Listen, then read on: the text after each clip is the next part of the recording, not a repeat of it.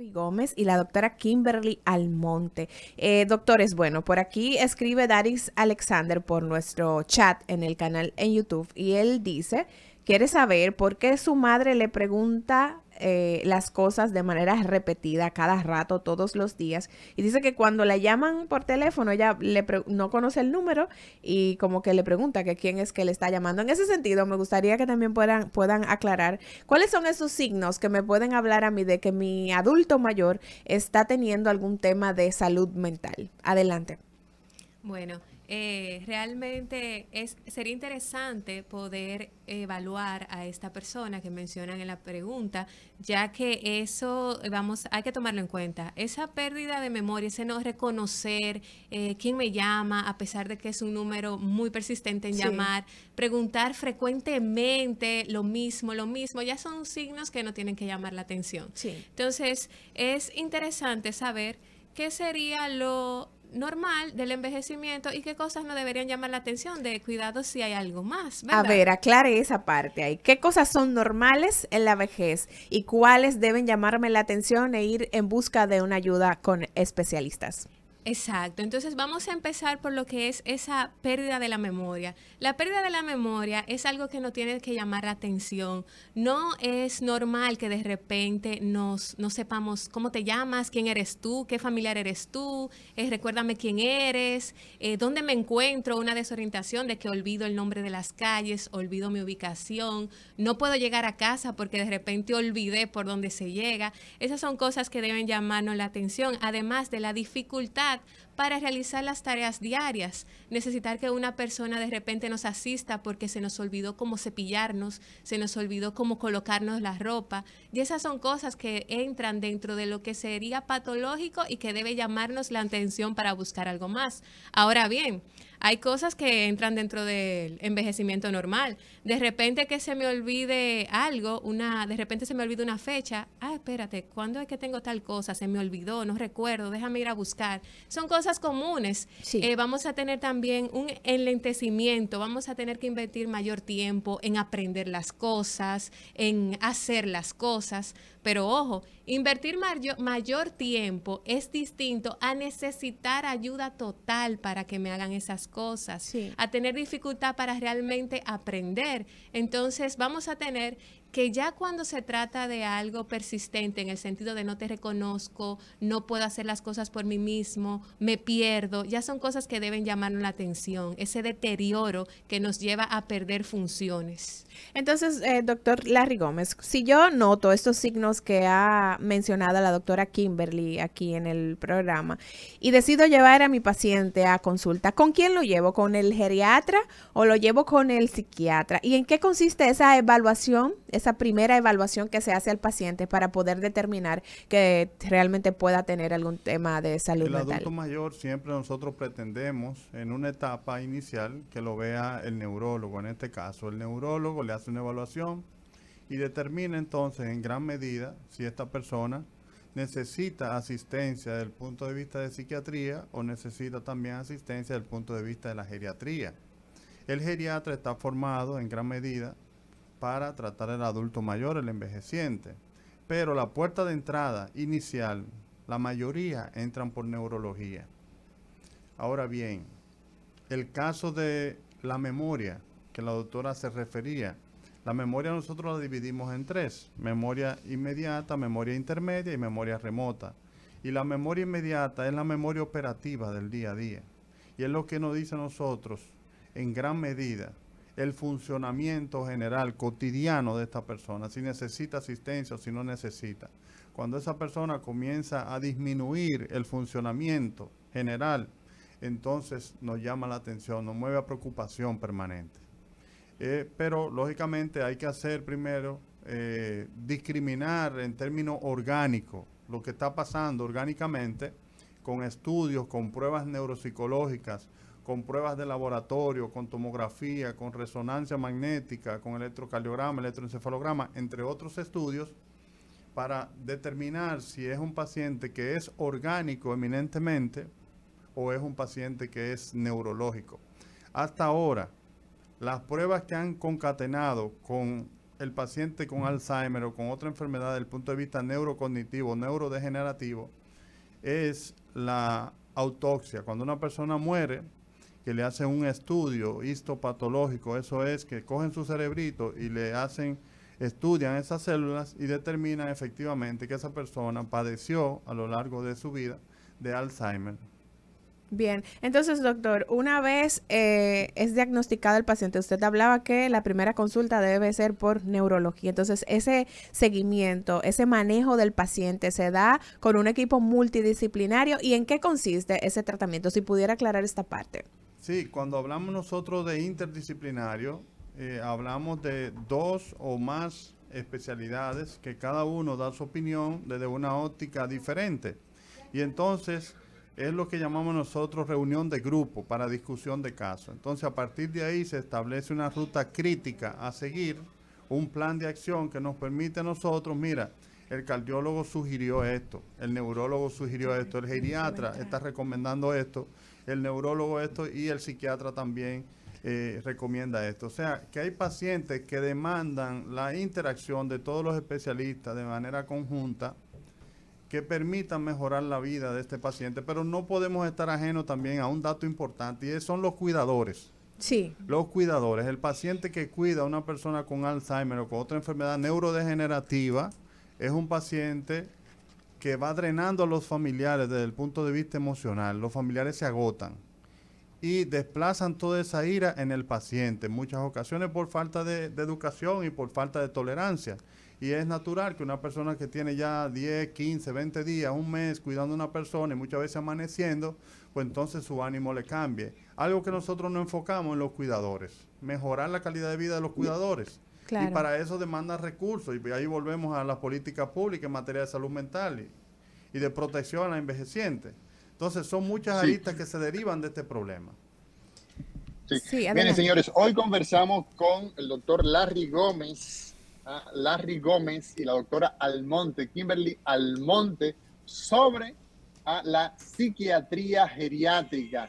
Un aspecto bastante importante en la salud mental es nuestros envejecientes, nuestros adultos mayores. La vinculación, Larry Almonte, de estos trastornos en la senectud en relación con el sueño, el trastorno del sueño. Vamos a escuchar a esta persona que nos está llamando. Adelante.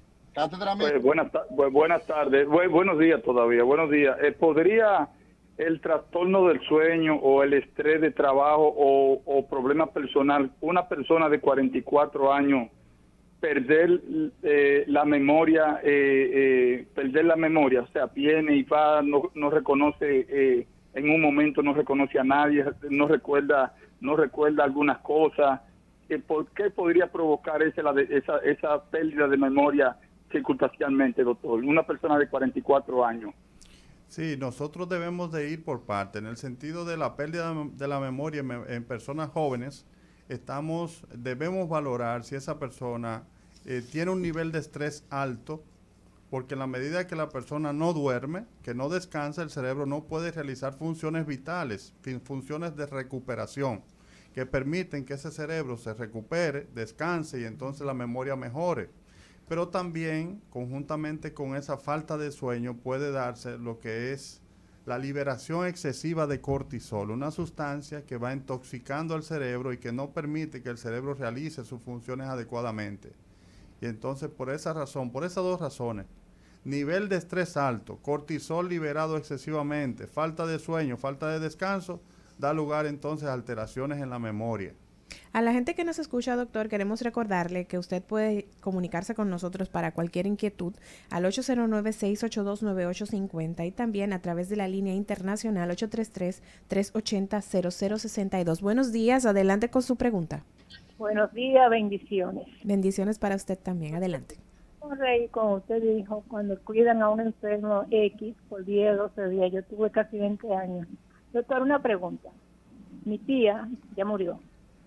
Ella tenía ese problema de locura. La ingresaban, se mejoraba la casa y así nos mantuvimos casi 20 años.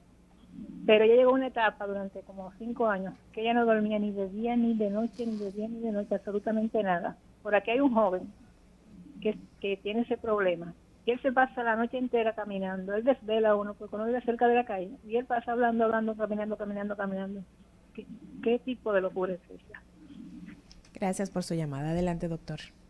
Eso demanda una evaluación de ese paciente. Salud Pública tiene un equipo de psiquiatras y psicólogos que pacientes que están así deambulantes en la calle van y lo buscan y le brindan la atención médica en el Hospital Moscoso Puello, en el Hospital Salvador Begotier. La mayoría de las personas desconocen que en Salud Pública tiene su equipo y que todavía ese equipo brinda asistencia a través del CRUE, que es un equipo del Servicio Regional de Salud que busca ese tipo de pacientes que están en la zona pública, en el ambiente público, y que están ocasionando alguna alteración en la comunidad. Bien. Pero es interesante, escúchame, sí. Larry, es muy interesante eso que tú acabas de decir, y puntualizar cómo la gente pues puede comunicarse con Salud Pública, porque tenemos muchas quejas. Hablábamos en el día de ayer en la inmediación de entre las Américas, entre la Venezuela y la Sabana Larga, entre esas dos avenidas. Normalmente por ahí hay una señora que se mantiene tirando piedras incluso a los vehículos, y yo he sido testigo de esa acción. Entonces es importante que se precise a qué línea llamar, porque la verdad es que tenemos muchos casos de eso, y esas situaciones que son intervenciones en crisis, una persona que está haciendo un cuadro, un brote psicótico, donde puede eso poner en peligro la vida de esa misma persona y la vida de los demás, porque figúrate tú, una persona tirando piedra, de repente alguien puede agredirlo de forma legítima, en legítima defensa. Sí, hasta hace poco se hizo una reunión en el Hospital Darío Contreras donde se estableció que las unidades del 911 tenían la responsabilidad de buscar este tipo de personas y conjuntamente con ese equipo. Entonces, de 2 años para acá se está realizando, de 2 o 3 años, más o menos 3 años, se ha estado realizando la búsqueda de pacientes que están alterando el orden público. Es un equipo que a través del 911. A través del 911, que en principio cuando se planteó esa posibilidad, nadie sabía, o sea, desconocían la logística, pero estuvimos consensuando opiniones y se buscó la solución de que a través de las unidades del 911, llamando al 911, pues se le iba a dar servicio a pacientes con crisis. Y también Salud Pública, que tiene un departamento de urgencias también, Salud Pública. Lo que pasa es que ahora hemos dividido ya todo el sistema. Hay un servicio de urgencias, Salud Pública, políticas públicas y recursos humanos, que es el Servicio Nacional de Salud. Bien, doctor, usted mencionaba un aspecto que me parece muy interesante que pudiéramos hablarlo ampliamente, y es el tema del cuidador, de que muchas veces por el cansancio de atender por tanto tiempo a ese paciente que necesita un cuidado 24/7, pues llega a un punto en que de manera inconsciente o por falta de educación, como usted mencionaba, maltrata a ese paciente. ¿Cómo podemos evitar que se den esas situaciones? Porque lógicamente eso afecta la calidad de vida del paciente y su salud también. Hay comunidades de cuidadores donde tienen pacientes homogéneos, o sea, con una realidad similar, y entonces cada uno habla de su experiencia y cada uno va aprendiendo de la experiencia de otros. Y eso permite también un desahogo de los familiares de ese paciente que emocionalmente han estado drenados, y entonces le dan algunas estrategias de índole familiar para mejorar el cuidado de ese paciente, porque a veces le dejan toda la carga a una persona, pero sí. ¿Qué le representa a esa persona tener todo el tiempo que cuidar a una persona? Y también en términos económicos a la familia, ¿qué le representa cuando es una familia productiva, una familia que tiene 3 o 4 miembros que trabajan? Se podría quedar ese paciente solo en la casa, o sea, que representa un gran dilema, un gran problema de salud mental, de salud pública y de la familia para ese cuidador. De manera que yo entiendo que hay que hacer una revisión de esos planes, que hay que ver con qué contamos el Consejo Nacional de la Persona Envejeciente para brindar atención a esos envejecientes, a esos adultos mayores que no tienen la posibilidad de tener un cuidador. Por ejemplo, ¿cuántos asilos tenemos aquí? ¿Qué cantidad de envejecientes tenemos? ¿Qué política pública estamos poniendo en práctica en este momento? Porque ya vemos las personas envejecientes como que todavía no da algún provecho, pero Sabemos que en muchos países la persona que tiene ya los 60, los 70, los 80 años, incluso son consultores de empresas y son investigadores. O sea que tenemos... Bueno, pero los más... mira, por ejemplo, la mayoría de los expresidentes de los Estados Unidos, cuando abandonan el cargo, normalmente, salvo el caso de Barack Obama y de Clinton, estamos hablando de gente sobre los 70 años. El actual presidente es un abuelito octogenario prácticamente. Me parece que Biden, cuando termine este periodo, tendrá 80 y tantos. La pregunta es la siguiente, o sea, y estos son consultores, terminan siendo consultores de grandes empresas por la experiencia que acumularon en el ejercicio de sus funciones. Ahora bien, el tema del cuidador, bastante interesante este aspecto, porque el problema también está, Larry, es que la familia abandona en muchos casos al paciente psiquiátrico. Y no hay política pública que alcance a una nación si la familia no se involucra. El diseño naturalmente tiene que venir de parte del Estado, de poner esos incentivos que decía Nelson Rodríguez hace un momento, de que una persona pueda ver al paciente psiquiátrico como que haya un incentivo económico para que esa persona, viendo que existe un ingreso, pues le tome un poco más de amor. Porque la verdad es que muchas personas muchos cuidadores terminan siendo pacientes. Sí. Terminan siendo pacientes. Esa es la triste realidad. Nosotros debemos aspirar y tener observatorios en otros países con una realidad como la nuestra, y de ahí copiar, por ejemplo, de Costa Rica, donde la seguridad social en gran medida garantiza un nivel de salud para esos envejecientes que tanto lo necesitan. Incorporar a la familia es imprescindible. Doctor, usted mencionaba en una de sus intervenciones que República Dominicana es considerado el peor país para envejecer. Aquí vivimos, aquí vamos a envejecer si así Dios lo permite. ¿Cómo podemos garantizar una vejez saludable? ¿Qué medidas tomar desde edades tempranas para poder garantizar que voy a llegar a una vejez viviendo bien?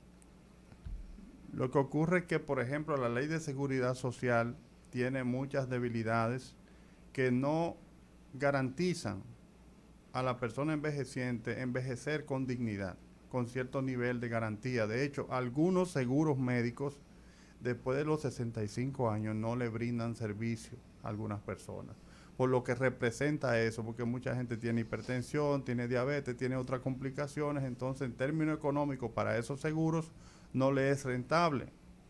Entonces, hay que replantear esa ley, hay que modificar algunos aspectos que permitan cierta garantía para la persona envejeciente, como se hace en otros países, que tengan una seguridad social real.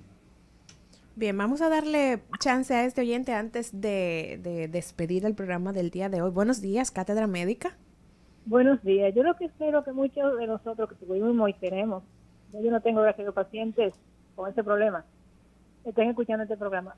Es da vergüenza que para uno atender a su familiar haya que pagarle dinero, haya que sacarle beneficio. Pero ¿sabe qué? La culpa la tienen nuestros gobiernos porque viven añoñando personas. Las dádivas no dejan que nadie se preocupe ni por sí mismo ni por su familia. Y en este caso sucede eso. Bien, muchísimas gracias por su aporte. Queremos, doctor, ya llegando a los últimos minutos del programa del día de hoy. Vamos, antes de llegar a la conclusión del programa, a darle chance a este oyente también. Buenos días, Cátedra Médica. Buen día, bendiciones para todos. Amén. Yo quiero que el doctor usted me responda una pregunta. ¿Por qué la hipertensión es un problema si hay medicamentos para controlar la presión? Siempre lo mencionan como que es un problema mayor. Dígale al doctor que me explique sobre eso, porque si hay medicamentos y uno siempre el problema, mi querido, es que la hipertensión está asociada con las principales causas de muerte y de discapacidad en todo el planeta. Por ejemplo, el infarto agudo al miocardio, el infarto cardíaco, el accidente cerebrovascular. Esas dos enfermedades suponen más de 17 millones de personas que fallecen cada año. Oiga bien, estamos hablando 17 millones de seres humanos pierden la vida asociados a enfermedades cardiovasculares. Y el factor de riesgo más importante para que usted padezca, para que una persona padezca un infarto cardíaco o un infarto cerebral, un ataque cerebral, es la hipertensión. Por lo tanto, hay personas que no conocen su condición de que son hipertensos, pero eso no significa que por no conocerlo están libres de los efectos.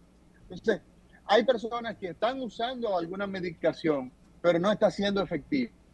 Entonces, la hipertensión es uno de los desafíos de la salud pública por lo que representa, porque ser hipertenso descontrolado, ser hipertenso a la libre, es una bomba de tiempo. El hipertenso no controlado, el diabético no controlado, es una bomba que va a estallar. Por lo tanto, usted tiene que saber en primer lugar si usted es hipertenso o no. Y si es hipertenso, si usted está bajo control, si su medicación, si su ejercicio, si su dieta está siendo adecuada para mantenerse bajo control. Señores, hemos llegado al final de esta entrega de Cátedra Médica. Agradecerle al doctor Larry Gómez, psiquiatra, y a la doctora Kimberly Almonte por estar con nosotros en el día de hoy en Cátedra Médica, donde la salud merece respeto.